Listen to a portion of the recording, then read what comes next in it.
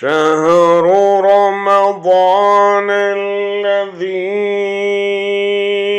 أنزل فيه القرآن هدى للناس وبينات من الهدى والفرقان،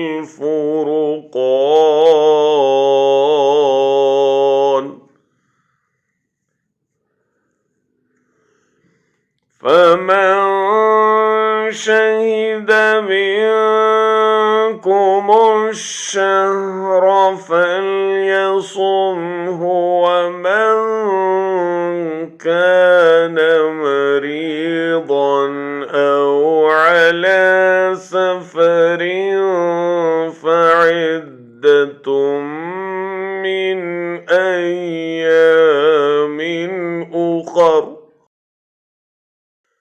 يريد الله بكم اليسر ولا يريد بكم العسر،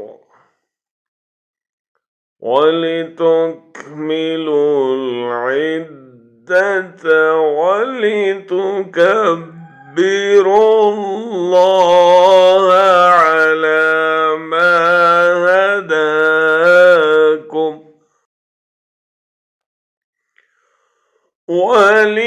ولتكملوا العدة ولتكبروا الله على ما هداكم ولعلكم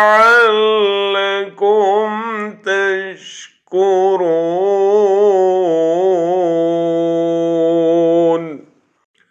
माह रमज़ान वो है जिसमें कुरान उतारा गया, जो लोगों को हिदायत करने वाला है और जिसमें हिदायत की हक़ व बातिल की तमीज़ की निशानियाँ हैं। तुम में से जो शख्स इस महीने को पाए उसे रोज़ा रखना चाहिए। हाँ, जो बीमार हो या मुसाफिर हो उसे दूसरे दिनों में गिनती पूरी करनी चाहिए। अल्लाह ताला का इरादा तुम्हारे साथ आसानी का है, सख्ती का नहीं। वो चाहता है तुम गिनती पूरी कर लो और अल्लाह ताला की दी हुई हिदायत पर इस तरह की बड़ाइयाँ बयान करो और उसका शुक्र अदा करो।